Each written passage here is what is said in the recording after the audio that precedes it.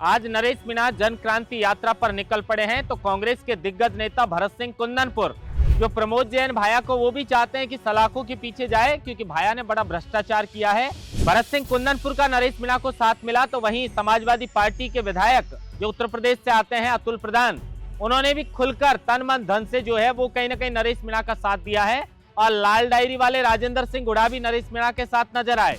अब ये तीन बड़े नेता नरेश मीणा के साथ खुलकर मैदान में हैं और नरेश मीणा भी जन यात्रा पर जो है वो निकल पड़े हैं। क्या बदलाव लाते हैं उस पर भी विस्तार से बातचीत करेंगे और सियासी सफर नरेश मीणा का क्या कुछ रहने वाला है उस पर भी बातचीत करेंगे। लेकिन जिस तरीके से पचपदरा के पूर्व विधायक मदन प्रजापति को एक सरकारी अधिकारी ने जिस लहजे में बात की है उसको लेकर रविंदर सिंह भाटी जो है वो मुख्यमंत्री भजनलाल शर्मा से साफ तौर पर कह रहे हैं कि देख लीजिए अधिकारियों की क्या हालत हो चुकी है, जनप्रतिनिधियों की तक नहीं सुनते हैं। और जिस लहजे में अधिकारी ने बात की है उसको लेकर रविंदर सिंह भाटी ने मुख्यमंत्री भजनलाल शर्मा को टैग करते हुए सोशल मीडिया पर एक पोस्ट की है, उस पर भी विस्तार से बातचीत करेंगे। लेकिन जयपुर के अंदर कल बेहद दर्दनाक घटना घटी। एक 22 साल का युवक जिसको घर पर कुछ युवक आते हैं और उनके साथ में और भी उनके साथी आते हैं और उसको सुनसान जगह पर ले जाते हैं। सीने पर लगातार 14 बार धारदार हथियार से वार किया जाता है और उसे मौत के घाट उतार दिया जाता है। उसके बाद जयपुर में जमकर जो है वो बवाल करता है। घायल अवस्था में उसे एसएमएस अस्पताल में लाया जाता है, वहां पर वो दम तोड़ देता है और अब आरोपियों के खिलाफ सख्त से सख्त कार्रवाई करने को लेकर जो है वो कहीं ना कहीं लोग लगातार प्रोटेस्ट कर रहे हैं, लोग मांग कर रहे हैं। ये पूरी घटना क्या हुई, हनस खान कौन है जिनको शूटर के नाम से भी जाना जाता है, पहले से कई मुकदमे दर्ज हैं, भट्टा बस्ती में रहते हैं। विस्तार से इन तीनों खबरों पर आज राजस्थान डायरी के अंदर चर्चा करेंगे। नमस्कार, आप देख रहे हैं लोकमत हिंदी और मैं हूं आपके साथ महेंद्र बासुटा।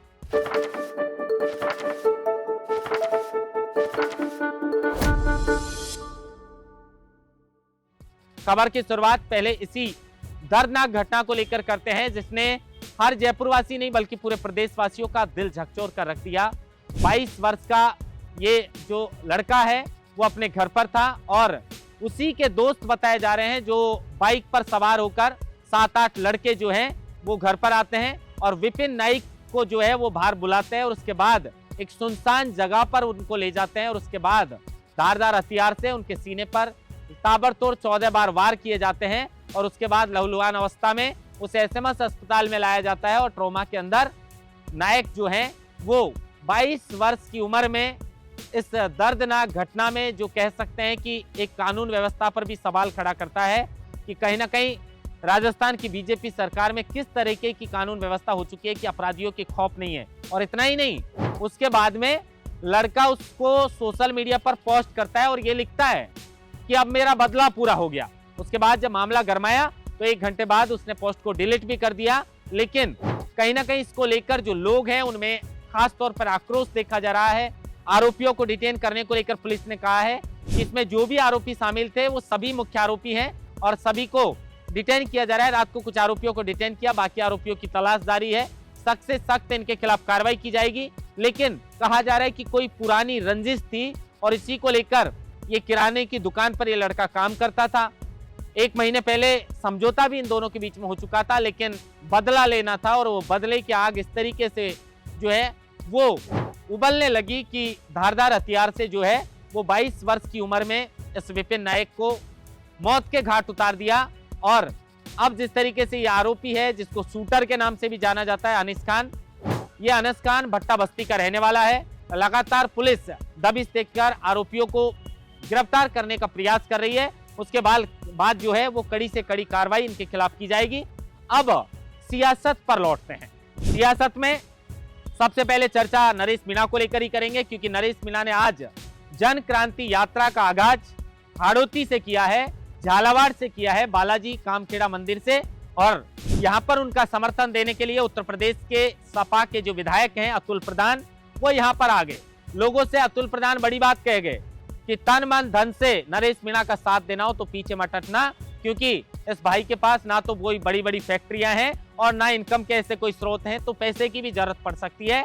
तो इसलिए कहीं ना कहीं अतुल प्रधान ने जो है वो खुलकर नरेश मीणा का साथ दिया है। दूसरी तरफ लाल डायरी वाले राजेंद्र हुड्डा पूर्व मुख्यमंत्री अशोक गहलोत को लेकर भी कह गए थे कि लाल डायरी में बहुत सारे राज छिपे हैं। हालांकि वो लाल डायरी आज तक बाहर नहीं आ पाई, उसमें कौन से गहलोत के राज थे।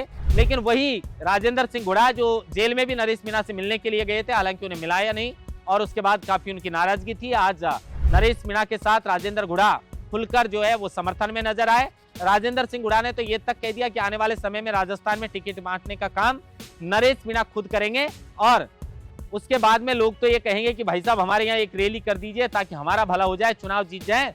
कुल मिलाकर वो नरेश मीणा को आगे को लेकर अच्छे राजनीतिक शुभ संकेत जो है वो मंच से राजेंद्र सिंह हुड्डा ने दिए। लेकिन इसके बाद जो सबसे वरिष्ठ नेता हैं, पुराने नेता हैं भरत सिंह कुंदनपुर, उनकी इस मामले में एंट्री होती है और इससे एक रोचक बात निकल कर आती है। क्योंकि भरत सिंह कुंदनपुर कांग्रेस के नेता हैं। अशोक गहलोत से उन्होंने कहा था कि अगर भाया को आपने चुनाव लड़वाया तो फिर मैं चुनाव नहीं लड़ूंगा। अपने घर के आगे उन्होंने एक बैनर लगा दिया था जिस पर लिख दिया था कि भाया रे भाया खूब खाया, एक गांव तो पूरा खाया। भरत सिंह कुंदनपुर का साथ नरेश मीणा को मिला है। भरत सिंह कुंदनपुर भी प्रमोद जैन भाया को ठिकाने लगाना चाहते हैं राजनीतिक तौर पर और भ्रष्टाचार जो उन्होंने किया है उसको उजागर करना चाहते हैं। और नरेश मीणा और प्रमोद जैन भाया के बीच भी 36 का आंकड़ा है। तो ये दोनों नेता जो एक जाजम पर नजर आए हैं, छोटी बात नहीं है कि नरेश मीणा को भरत सिंह कुंदनपुर का साथ मिला है। हर किसी को समर्थन देते नहीं है। तो अब ऐसे लग रहा है कि प्रमोद जैन भाया की मुश्किलें जरूर ये दोनों नेता जो हैं वो मिलकर बढ़ा सकते हैं। प्रधानमंत्री नरेंद्र मोदी भी जब राजस्थान आए थे तो वो भी कह रहे थे प्रमोद जैन भाया को लेकर जिस तरीके से बैनर भरत सिंह कुंदनपुर ने लगाया था, तो प्रधानमंत्री नरेंद्र मोदी ने कहा था कि कांग्रेस के एक विधायक हैं जो कह रहे हैं कि भाया रे भाया खूब खाया, एक गांव तो पूरा खाया। तो ये भाया के भ्रष्टाचार जो हैं वो किसी से छुपे नहीं है। प्रधानमंत्री नरेंद्र मोदी भी इस बात का जिक्र कर चुके हैं। और अब जिस तरीके से नरेश मीणा और भरत सिंह कुंदनपुर एक जाजम पर नजर आए हैं, ऐसा लग रहा है कि भाया की मुश्किलें बढ़ सकती हैं, क्योंकि दर्जन भर उनके ऊपर मुकदमे दर्ज हैं और गिरफ्तारी की लगातार जो है वो मांग की जा रही है। अब इसके अलावा जन क्रांति यात्रा में आगे क्या होगा, क्या नरेश मीणा का सियासी सफर होगा? अंता से भी कहा जा रहा है कि चुनावी मैदान में वो ताल ठोक सकते हैं अगर यहाँ पर उपचुनाव हुए तो। किस पार्टी से होंगे या फिर थर्ड मोर्चे की वो तलाश में है, इसका जवाब तो खैर अभी भविष्य के गर्भ में है। लेकिन नरेश मीणा बार बार मुख्यमंत्री भजनलाल शर्मा की जो तारीफ कर रहे हैं और गोविंद सिंह डोटासरा और कांग्रेस को जो निशाने पर ले रहे हैं, तो इसको लेकर कहा जा रहा है कि नरेश मीणा का रुख ज्यादा भारतीय जनता पार्टी की ओर हो सकता है। भविष्य में क्या होगा उसका भी इंतजार रहेगा। लेकिन अब बाड़मेर में जिस तरीके से रविंदर सिंह भाटी ने मुख्यमंत्री भजनलाल शर्मा को लेकर पोस्ट करते हुए ये बात कही है कि एक जनप्रतिनिधि जो पचपदरा के पूर्व विधायक के मदन प्रजापत, उनसे एक सीओ जो अधिकारी हैं, उन्होंने किस तरीके से बात की है उसको लेकर काफी नाराजगी जो है वो रविंदर सिंह भाटी ने जताई है। रविंदर सिंह भाटी ने पोस्ट करते हुए कहीं ना कहीं इस मामले पे जो है वो अपनी प्रतिक्रिया दी है और उन्होंने कहीं ना कहीं इस मामले को लेकर जो है वो साफ तौर पर लिखा है। उन्होंने लिखा है कि आदरणीय मुख्यमंत्री श्री भजनलाल जी, पचपदरा के पूर्व विधायक मदन प्रजापत जो हैं, मदन प्रजापत जी के साथ एक सरकारी कर्मचारी ने जिस अमर्यादित तरीके से बात की है ये बेहद निंदनीय है। भाषा सुनकर ऐसा लगता है कि अधिकारी राजनीतिक दुर्भावना से ग्रसित है। लोकतंत्र में ये बेहद दुर्भाग्यपूर्ण है कि अधिकारी चापलूसी की इस हद तक गिर रहे हैं, वो ये भूल जाते हैं कि लाखों लोगों की उम्मीदों और आकांक्षाओं के प्रतीक जनप्रतिनिधि के संविधान में मायने क्या हैं। लोकतंत्र में हम किसी भी हाल में जनप्रतिनिधि को ब्यूरोक्रेसी के सामने ऐसे पंगु नहीं होने दे सकते। जो व्यवस्था इस तरह के अधिकारियों को प्रोत्साहन दे रही है, उनको ये भी याद रखना चाहिए कि सत्ता स्थायी नहीं होती। इस तरह की परंपराएं अगर शुरू हुई तो कल आपको इससे भी बेहतर हालातों का सामना करना पड़ सकता है। मेरा राजस्थान सरकार से आग्रह है कि ऐसे अमर्यादित अधिकारी के खिलाफ सख्त एक्शन ले।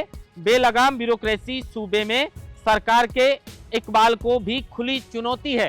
ये कहीं ना कहीं रविंदर सिंह भाटी ने लिखा है। दरअसल किसी टैंकर को पकड़ने को लेकर पचपदरा के जो पूर्व विधायक हैं मदन प्रजापत, उन्होंने सीओ को फोन किया और उनसे निवेदन किया कि गरीब आदमी का टैंकर है, आप इसे छोड़ दीजिए।